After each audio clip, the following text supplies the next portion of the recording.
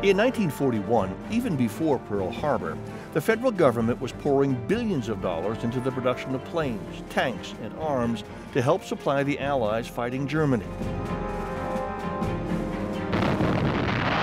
After Pearl Harbor, demand for military supplies skyrocketed even higher, and in response, President Franklin Roosevelt created a special agency called the War Production Board to oversee all war-related production.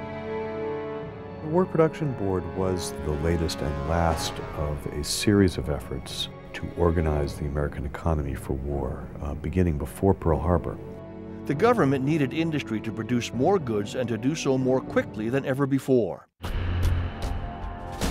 Factories ramped up their production schedules almost overnight, operating around the clock, 7 days a week.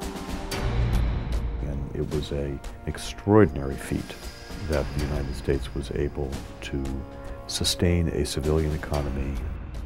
People lived quite well during the war in the United States, and at the same time to produce an arsenal that not only supplied the American army, but the Russian army and the British army.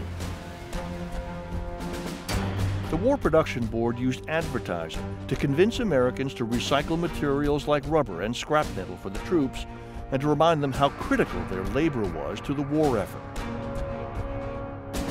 The output of American factories was tremendous. One Michigan plant turned out B-24 bombers at the rate of 1 per hour. Shipyards around the country began churning out ships at a dizzying rate. One California yard set a world record, assembling one cargo ship in just 4 days and 15 hours. By the beginning of 1944, American factories were producing more than the Allies needed. Their output was twice that of all the Axis countries combined. Americans' seemingly boundless productivity and surplus of supplies helped ensure an Allied victory. It's one of the greatest industrial achievements of any country in history.